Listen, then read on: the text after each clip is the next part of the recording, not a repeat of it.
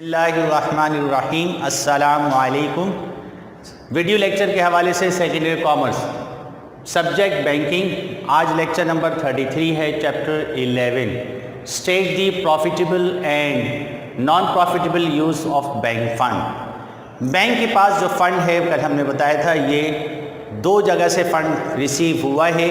एक तो इस्टेब्लिशमेंट के वक्त, बैंक कायम करते वक्त जो है वो शेयर होल्डर से कलेक्शन, आवाम में शेयर्स बेच के, वो फॉरएवर फंड है जो हमेशा के लिए कमर्शियल बैंक को रिसीव हुआ है। कमर्शियल बैंक इसको ज़्यादातर नॉन प्रॉफिटेबल यूज़ में लाता है, जिसमें परचेज ऑफ फिक्स एसेट्स हैं, सैलरीज़ की पेमेंट है, पेटी कैश एक्सपेंसेस हैं, वगैरह वगैरह। तो और दूसरा फंड जो है वो डिपॉजिटर से, अकाउंट होल्डर से कलेक्ट शुदा है। बैंक को इन्वेस्टमेंट से प्रॉफिट अर्न करना है, तो कुछ एक्सपेंसेस बैंक के ऐसे हैं जो कुछ फ़ंड का यूटिलाइजेशन ऐसा है जिससे प्रॉफिट प्रोड्यूस नहीं होता, और कुछ ऐसा है जिससे प्रॉफिट प्रोड्यूस होता है, यानी उसकी इन्वेस्टमेंट की जाती है, उसको लोन दिया जाता है, उससे बैंक को प्रॉफिट होता है। तो बैंक फ़ंड का यूज़ दो अंदाज से, दो तरह से हो सकता है, एक प्रॉफिटेबल यूज़ और एक नॉन प्रॉफिटेबल यूज़। मुनाफा बख्श बैंक फ़ंड का इस्तेमाल और गैर मुनाफा बख्श फ़ंड बैंक फ़ंड का इस्तेमाल। तो जो है वो यहाँ पर यही सवाल के हिसाब से पूछा गया, all commercial bank uses their fund by two ways. तमाम तिजारती बैंक जो है अपने फ़ंड को दो अंदाज में इस्तेमाल करते हैं। नंबर 1 प्रॉफिटेबल यूज़, मुनाफा बख्श इस्तेमाल। नंबर 2 नॉन प्रॉफिटेबल यूज़, गैर मुनाफा बख्श इस्तेमाल। प्रॉफिटेबल यूज़, मुनाफा बख्श इस्तेमाल क्या है? When commercial bank use their fund for making profit is called profitable use of bank fund. जब तिजारती बैंक अपने फ़ंड का इस्तेमाल इस अंदाज में करे कि उससे उसको मुनाफा हो, प्रॉफिट प्रोड्यूस हो, तो ये profitable use of bank fund है। इसमें प्रॉफिटेबल यूज़ में भी क्लासिफाइड, इसमें कैसे प्रॉफिटेबल यूज़ होता है? एडवांसिंग लोन, कमर्शियल बैंक जो है वो कर्ज़े जारी करता है, जिसमें short term, long term loans हैं, डिस्काउंटिंग ऑफ बिल है, इसके ज़रिए से जो है वो कर्ज़े देकर, ज़्यादातर कमर्शियल बैंक शॉर्ट टर्म ही देता है, लॉन्ग टर्म लोन्स बहुत ही कम माइनर ना होने के बराबर देता है। जो है चूँकि डिपॉजिटर्स का फ़ंड है, किसी वक्त भी डिमांड किया जा सकता है, उसको रीपे करना ज़रूरी है। इन्वेस्टमेंट, कि कमर्शियल बैंक अपने बैंक फ़ंड की इन्वेस्टमेंट करता है, और इन्वेस्टमेंट करने से पहले के कुछ प्रिंसिपल्स हैं जो हमने कल पढ़े हैं, principles of using of bank fund, जो कल हमने तफसील से पढ़े। तो इन्वेस्टमेंट की जाती है। अब इन्वेस्टमेंट में शेयर्स परचेज़ कर लिए, उस पर प्रॉफिट प्रोड्यूस होता रहेगा। डिबेंचर्स परचेज़ कर लिए, उस पर प्रॉफिट मिलता रहेगा या इंटरेस्ट मिलता रहेगा। और इसके साथ साथ जो है वो कुछ बिल्डिंग्स ख़रीद ली, जो है उस पर उसको रेंट पे जो है वो चला दिया, यानी रेंट पे दे दिया, उससे जो है वो रेंट कलेक्शन हो रहा है। तो इस तरह की जो इन्वेस्टमेंट करता है। तो advancing loan, most of bank fund use for advancing loan by the following veg.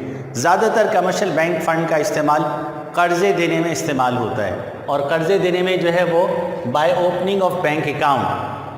पहला, कर्ज़ के खाते खोलकर एक अमाउंट फ़िक्स करके उसमें अकाउंट में डिपॉजिट करा दी, आपको चेकबुक दे दी। अब आपको जितना आपको फ़ंड रिक्वायर्ड है, चेक लिखें और इस्तेमाल करते जाएं। अब आप मिसाल के तौर पे 1 लाख रुपए किसी पार्टी ने बैंक से लोन लिया by opening account, commercial bank ने वो 1 लाख उसके नाम पर क्रेडिट कर दिया।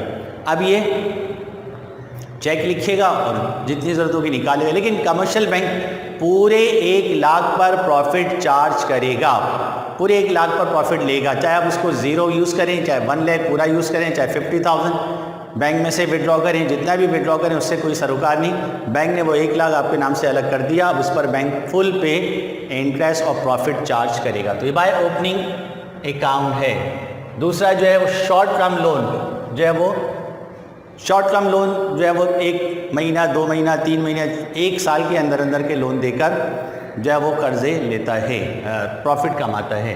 लॉन्ग टर्म लोन ना होने के बराबर है, पहले ही बताया, लेकिन ये भी एक सोर्स है प्रॉफिट अर्न करने का, लेकिन इसमें रेट ऑफ प्रॉफिट हाई होता है, शॉर्ट टर्म में रेट ऑफ प्रॉफिट कम होता है। बाय ओवरड्राफ्ट अकाउंट होल्डर्स भी जो है वो अपने अकाउंट से ज़्यादा विड्रॉ कर सकते हैं। मिसाल के तौर पे मैंने 2 लाख रुपए जमा कराया और मुझे किसी पार्टी को 3 लाख रुपए देने हैं, 3 लाख का चेक दूंगा तो कभी क्लियर नहीं होगा, लेकिन बैंक मैनेजर से अगर कन्वर्सेशन है, एग्रीमेंट है, बैंक हमें ओवरड्राफ्ट फैसिलिटी दे रहा है अप टू 1 लाख, तो वो मेरे 2 लाख मेरे अपने हैं, 1 लाख का बैंक से क्रेडिट लेकर 3 लाख हो जाएगा और वो मैंने दे दिया। अब ये 3 महीने के अंदर अंदर मुझे रिटर्न करना है, शॉर्ट टर्म लोन होता है, ये ओवरड्राफ्ट कहलाता है। अपने बैंक में जमा शुदा पैसे से ज़्यादा निकलवाना बैंक ओवरड्राफ्ट कहलाता है।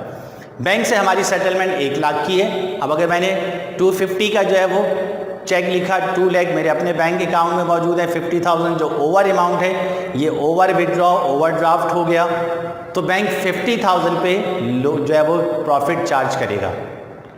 1 लाख की लिमिट तय है।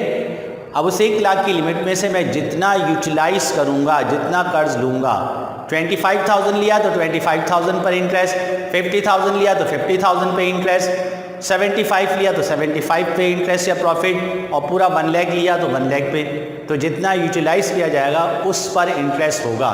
तो ये डिफरेंस है by opening account. Opening account में अगर 1 लाख डिपॉजिट कर दिया तो पूरे पर है, लेकिन ओवरड्राफ्ट फैसिलिटी 1 लाख की है तो जितना उसमें यूटिलाइज करेंगे उस पर है। तो ये 4 हमारे पास टाइप्स हो गए जो कि एडवांसिंग प्रोवाइड करता है कमर्शियल बैंक। फिर इन्वेस्टमेंट, सरमायाकारी।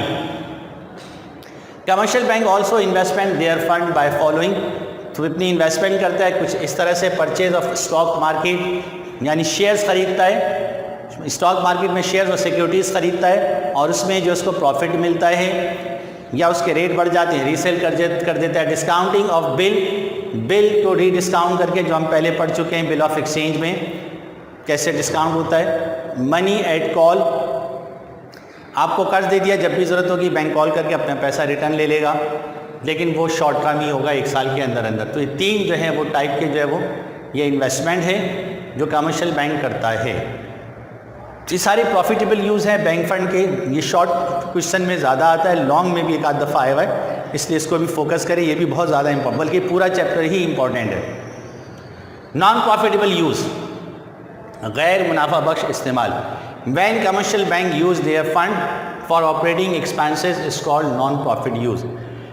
अपने फिक्स एसेट्स की परचेजिंग और जो उसके करंट एक्सपेंसेस हैं उसके लिए पेमेंट जो करता है उस पर कोई प्रॉफिट नहीं मिलता, तो वो non profitable use of bank fund कहलाता है। इसमें purchase of fix assets, building, machinery, equipment, furniture, इन चीज़ों की ख़रीदारी फिक्स एसेट्स हैं, इसमें कोई प्रॉफिट बैंक को नहीं होगा, वो तो यूज़ होकर ख़त्म हो जाएंगे, तो ये बैंक फंड का यूज़ है, लेकिन non profit.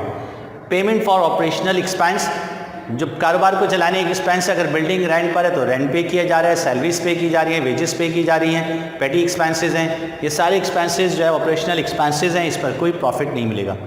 Maintaining cash reserve, commercial bank के पास जो फंड है वो सारा का सारा अकाउंट होल्डर्स का, अकाउंट होल्डर्स जब डिमांड करेंगे उसको रीपे करना होगा, तो मिनिमम जो उसका बैंकिंग एक्सपीरियंस है 10,000 कैश फॉर्म निकलवाते हैं, तो अकाउंट होल्डर्स की डिमांड को पूरा करने के लिए कमर्शियल बैंक 10% जो है जो विड्रॉ करते हैं वो मैक्सिमम है। तो कमर्शियल बैंक के लॉ के मुताबिक वो 10% अपने टोटल कलेक्शन का, टोटल डिपॉजिट्स का जो है वो रिज़र्व रखना ज़रूरी है, ताकि जब भी डिपॉजिटर्स और अकाउंट होल्डर्स डिमांड करें उनकी डिमांड को रीपे किया जा सके, उसके लिए जो है वो maintaining cash reserve. Maintaining bank reserve तमाम कमर्शियल बैंक के लिए ज़रूरी है कि जितना डेली कलेक्शन ऑफ कैश है उसका एक फ़िक्स परसेंटेज स्टेट बैंक के पास रखवाना ज़रूरी है, वो बैंक रिज़र्व कहलाता है। तो उसके लिए भी जो है वो अपने फ़ंड में से कमर्शियल बैंक यूज़ कर जो है वो सेव करके रखता है, रिज़र्व रखता है, इस पर भी इसको कोई प्रॉफिट नहीं है, और जो है बैंक रिज़र्व पे भी कोई प्रॉफिट नहीं, कैश रिज़र्व पे भी कोई प्रॉफिट नहीं। तो इस बैंक फंड का ये भी यूटिलाइजेशन है, ये भी इस्तेमाल है, लेकिन इस पर कोई प्रॉफिट नहीं मिलता। तो ये 2 तरह के जो है वो यूजेज हो गए, profitable use and non profitable use of bank fund. बाकी इंशाल्लाह नेक्स्ट लेक्चर में। अस्सलामु अलैकुम।